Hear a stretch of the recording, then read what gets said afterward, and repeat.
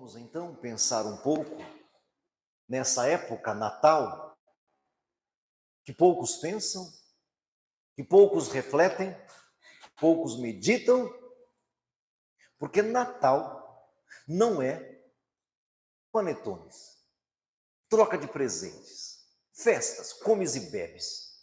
Natal decididamente não é isso. É pecado fazer isso? Não. Mas vamos pensar então, o que é Natal? Natal, gente, é Deus em carne e osso. Isso é Natal. Natal, gente, não começou há 2000 anos atrás, nem há 1000 anos atrás. É desde sempre. É desde que o universo existe. É desde que dias da semana existem. É desde que meses do ano existem. É desde que anos dos séculos existem, séculos, milênios existem. Natal é desde esse mundo existir, ser palpável, verificável. Natal não é um dia 25 de dezembro, ou 3 dias antes, ou 3 dias depois. Os especialistas falam que, na verdade, está aí uns 5 anos de erros, tem aí uns 5 anos, agora era para ser 5 anos a menos, se fosse falar certo, pouco me importa se a data está errada, se foi a 2022 ou a 2027 anos atrás, que é a data mais certa, é a 2027 anos atrás, que Cristo esteve em carne e osso aqui. Mas Natal é Deus se esvaziando. Natal é Deus se esvaziando, nos amando. E aí eu quero ler com vocês alguns textos. Abra sua Bíblia em João, o Evangelho, no capítulo 1. Natal não é um dia de dezembro, não é o dia da encarnação apenas, mas Natal é quando uma das pessoas da Trindade sai daquela ambiência divina, se esvazia e começa a criar. Primeiro, sendo luz,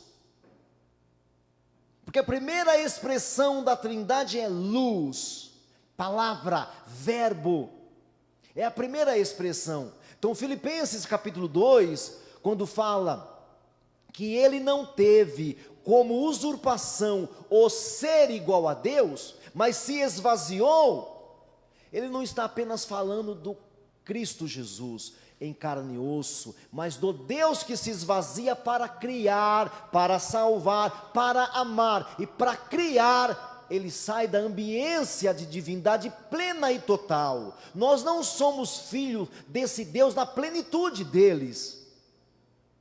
Nós somos filhos desse Deus esvaziado, como preguei aqui recentemente. O Deus esvaziado é Cristo.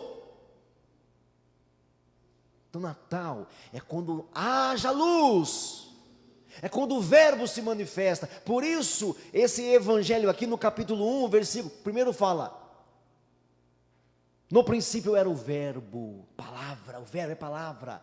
O verbo era Deus, o verbo estava com Deus. Todas as coisas foram feitas por intermédio do verbo. Lá no princípio, quando nem vácuo existia, e a nossa cabecinha humana não entende isso. A nossa cabecinha não compreende o que é não existir nada, nem o vácuo, a gente não compreende isso. Mas lá no começo era o verbo é Deus, o verbo está com Deus. Isso é João 1:1 aí, onde você abriu. Natal é Deus se esvaziando, e ele começa a descer. Filipenses fala que ele veio como homem, depois como escravo, depois como um crucificado, irmão, escravo. Sabia que ele veio como escravo? Ele foi vendido para te salvar. O Judas recebeu 30 moedas para entregá-lo. Quem está me ouvindo ainda? Então Natal é mais do que festa, mais do que comes e bebes. E talvez os cristãos de hoje não sabem disso.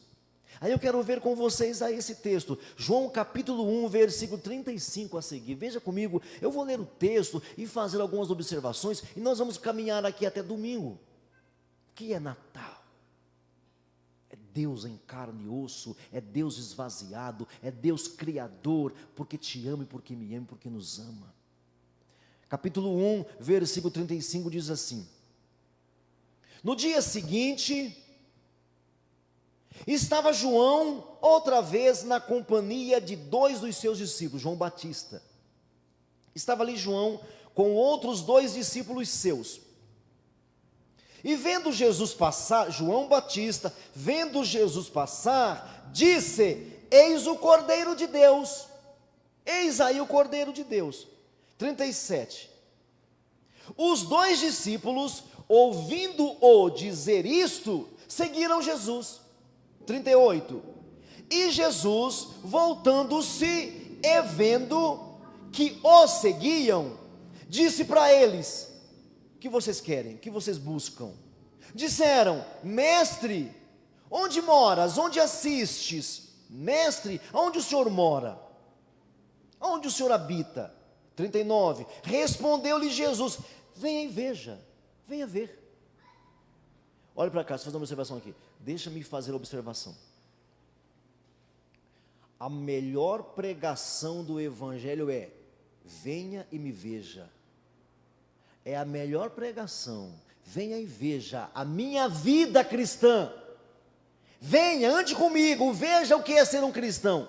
Não é pregar, falar e orar e não sei o que. A melhor pregação é: venha e veja, venha e veja, venha e veja o que é ser um cristão. É que hoje em dia poucos falam isso. Muitos falam: vai para a igreja. Vai para a igreja. Respondeu Jesus, 39, vinde e vede. Foram, pois, e ficaram com ele aquele dia, sendo mais ou menos a hora 10ª. Verso 40. Era André,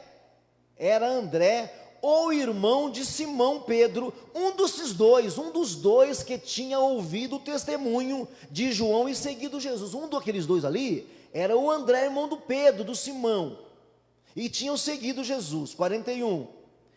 Esse André achou primeiro o seu próprio irmão Pedro. Então o primeiro discípulo a seguir Jesus foi o André, perceberam? Foi o André. Achou primeiro o seu próprio irmão, Simão, a quem disse: achamos o... Está vendo, irmãos? Você está percebendo que o Messias, o Cristo, o prometido, ungido, não é coisa do nosso tempo? Eles esperavam, presta atenção nisso daqui.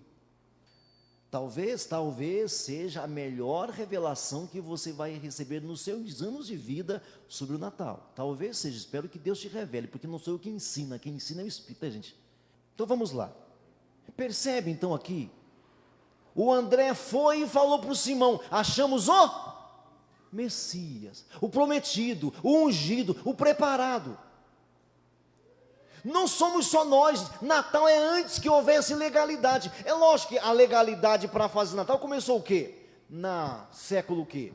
Não me lembro agora, século VIII, século IX, que começou essa coisa de festa, Natal, bom velhinho, presente. Acho que foi século VIII, não me recordo agora da história da igreja, mas é desde sempre. Na verdade, os babilônicos sabiam disso. Alguém aqui deve pregar por esses dias, ou eu, a pastora. Lembra daqueles magos, aqueles sábios que vieram do Egito? Lembra? Eles eram medos persas. Os medos e os persas, os babilônicos esperavam também. Eles sabiam de um ser que viria, um ente que viria. Todos aguardavam esse Natal, esse nascimento, essa vinda de alguém prometido desde os tempos antiquíssimos. E nós, hoje nós fazemos comércio. Hoje você faz comércio, mas é mais do que isso, irmão. Ô irmão, pelo amor de Deus, não transforme o Natal em comércio. Não faça isso, porque isso diminui. Natal é Deus esvaziado, é Deus em carne e osso, é Deus te amando, me amando, nos amando, é Deus vindo te buscar, como nós cantamos aqui. Deixou o céu para buscar, veio para nos resgatar. É Deus nos amando. Então o Messias, o André foi lá e falou assim: achamos o Messias. Eles estavam na expectativa. Achamos o Messias, o prometido.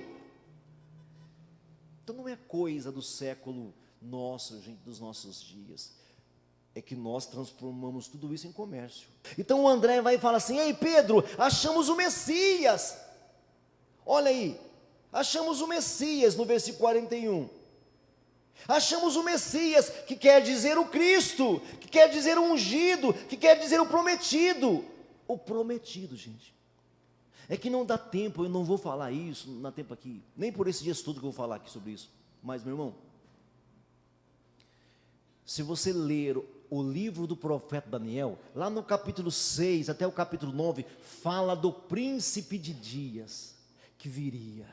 Na Babilônia, Daniel falou isso, o príncipe de dias.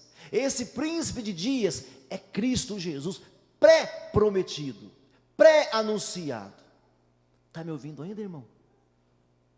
Então ele fala assim: ei Pedro, nós achamos o Messias, que quer dizer Cristo, que já havia sido transformado para a língua. Cristo, diga Cristo, é ungido na língua grega. Então sempre que você fala Cristo, você está falando grego. Sempre que você fala ungido, você está falando Cristo em português. Amém? Sempre que você fala Messias, é a palavra do hebraico. Então o André fala: achamos o Messias, que quer dizer Cristo, porque ele é o desejado. Gente, Jesus é o desejado de todas as nações. Sempre. O desejado das nações. Só que as nações muitas vezes não têm consciência disso. Achamos o Messias, que quer dizer Cristo, mas não para por aí. Verso 42. E o levou a Jesus. Levou Pedro para encontrar com Jesus. Olhando Jesus para o Pedro, disse para o Pedro: tu és Simão, o filho de João, tu serás chamado Cefas, que quer dizer Pedro, que quer dizer pedrisco, diga pedrisco, pequena pedra. Pedro quer dizer pedrinha, pedrisco, pequena pedra. Por isso os católicos confundem hoje, né? Porque Pedro é a pedra, Pedro não é a pedra, Pedro é nada, Pedro é uma pedrinha pequitinha, assim igual eu e você, diferença alguma. Levou então Pedro para encontrar com Jesus. Olhando Jesus para ele, disse: tu és Simão, filho de João, tu serás chamado de Cefas, que quer dizer Pedro. Agora é interessante, né, que Cefas quer dizer alguém bambo, alguém que se inclina de acordo com as circunstâncias, alguém assim que o mau humor e o bom humor domina sempre. O Simão quer dizer esse cara assim inclinado, vai para cá, vai para lá, para onde o vento vai, ele vai também. O Simão fala: então agora você vai ser uma pedra, você vai estabilizar, você vai estacionar. Pedro, você agora comigo, agora eu dou um jeito em você. Jesus muda o nome do Simão para o Pedro, que significa eu vou te estabilizar, deixa comigo. Uma pedrinha, pequitinha, uma pedrinha. Está me ouvindo ainda? No encontro com o Messias. E não para por aí. No dia imediato, resolveu Jesus partir para a Galileia. E encontrou Filipe, a quem disse: segue-me. No dia seguinte, dormiram, acordaram. No dia imediato, resolveu Jesus partir para a Galileia. E encontrou a Filipe, a quem disse: segue-me. Ora, Filipe era de Betsaida, cidade de André e de Pedro. Filipe encontrou Natanael. O Filipe então, olha só, eles foram e encontraram Filipe. Filipe era da cidade de Betsaida. O Filipe vai e encontra o Natanael. E disse-lhes: achamos aquele de quem o que, gente? Percebe, gente? Então veja, eu já saio então de Daniel e volto 1000 anos e vou para Moisés. Na verdade eu volto até mais, porque Gênesis é Moisés. O nosso irmão Filipe encontra o Natanael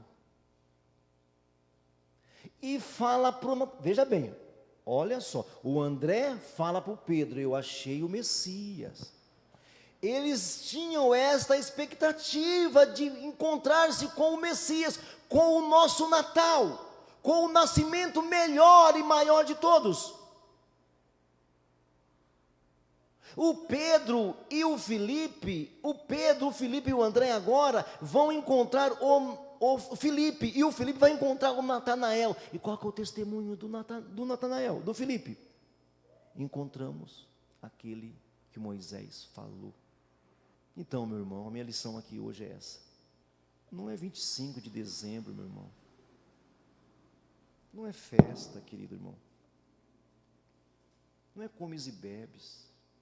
A vida desses homens mudaram ou mudarão. Se seguirmos a cronologia, a vida desses homens mudarão. Natal é Deus em carne e osso, é Deus cumprindo aquilo que Ele prometeu. Vocês me ouviram? Então, por favor, irmãos, Natal, nunca mais comemore o Natal de forma pagã. Tá bom se divertir, comer, beber, tá bom, mas não liga isso ao Natal cristocêntrico, cristológico. Achamos aquele de quem Moisés escreveu na lei, a quem se referiram os profetas, Jesus, o Nazareno, o filho de José. Achamos. Perguntou o verso 46, perguntou-lhe Natanael: de Nazaré? Escuta isso aqui, irmão. Então o Filipe encontra o Natanael e dá o testemunho. Encontramos o prometido da antiguidade. Isso há 2000 anos atrás, falando da antiguidade deles, não nossa antiguidade. Nós achamos o Messias, Jesus, o Nazareno. 46, perguntou Natanael: de Nazaré? Pode sair alguma coisa boa de Nazaré? Escuta isso aqui. Sabe o que era Nazaré, irmãos? Sabe o que era Nazaré? Galileia, Nazaré? Diga: cidade de refúgio. Diga: cidade, prisão. Sabe quem morava em Nazaré, Galileia e tudo mais, irmãos? Pessoas que tinham cometido delitos, pequenos delitos de roubo, ou sem querer matou alguém, fez de repente uma cerca, a cerca enforcou alguém, e a pessoa não tinha culpa, eles tinham que fugir para as cidades. Quem mais habitava em Nazaré? Os leprosos. Era uma cidade prisão, era uma cidade hospital, era uma cidade de leprosária. Por isso, Natanael fala assim: que? O Messias, sabe por que ele fala isso, gente? Porque todo mundo tinha informação de que o Messias viria como um grande e poderoso guerreiro. O Natanael fala assim: o quê? De Nazaré? Lá só tem bandido, lá só tem ladrão, percebe, gente? Aí eu precisaria, nessa hora aqui, seria bom, se tivéssemos tempo, a gente ir para Isaías 53, que não tinha aparência, nem formosura, não tinha nada que o atraísse. Agora era a hora de ir para lá. Mas o meu alvo aqui é falar que Natal é Deus em carne e osso. Natanael fala: o quê? Você fala que o Messias, o prometido, mora em Nazaré? Mora na Galileia? Cidade de refúgio? Cidade de prisão? Cidade de leproso? Como assim? Gente, sabe por quê? Porque muitos de nós olhamos para a aparência. Se tiver aparência, eu creio. Se tiver aparência, eu aceito. Tem muitos cristãos, meu irmão, queridos, enfia na sua cabeça: Deus só usa pessoas que não têm aparência. Davi tinha alguma aparência, irmão? Não. José tinha alguma aparência, irmão? Não. Gideão tinha algum poder? Não. É um refrão de Deus. Quanto mais poderoso você for, menos Deus te usa. Quanto mais frágil, sensível você for, mais Deus te usa. Por isso o filho dele agora viria de Nazaré, da Galileia, cidade de Cafarnaum, bairros de Cafarnaum.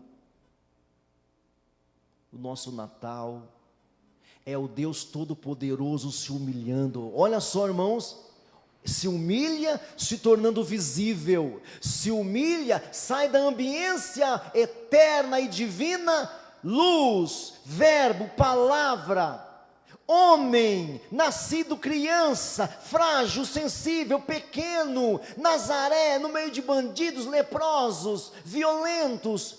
O nosso Natal é Deus se esvaziando por amor a você. Natal não é do poderoso, Natal não é para o poderoso, Natal é o poderoso que se faz pequeno, é Deus se tornando humano, é Deus se fazendo homens, carne e sangue. Espero que esse primeiro passo aqui você assimile bem. Natal é Deus deixando a sua glória, é Deus deixando a sua ambiência, se esvaziando para nos salvar. Curva a sua cabeça, fecha os seus olhos.